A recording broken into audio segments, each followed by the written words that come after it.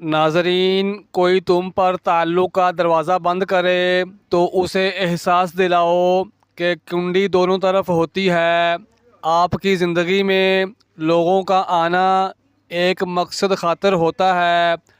کچھ لوگ آپ کو آزمائیں گے، کچھ آپ کو سکھائیں گے، کچھ آپ کا استعمال کریں گے اور کچھ آپ کو جینے کا صحیح مطلب بتائیں گے۔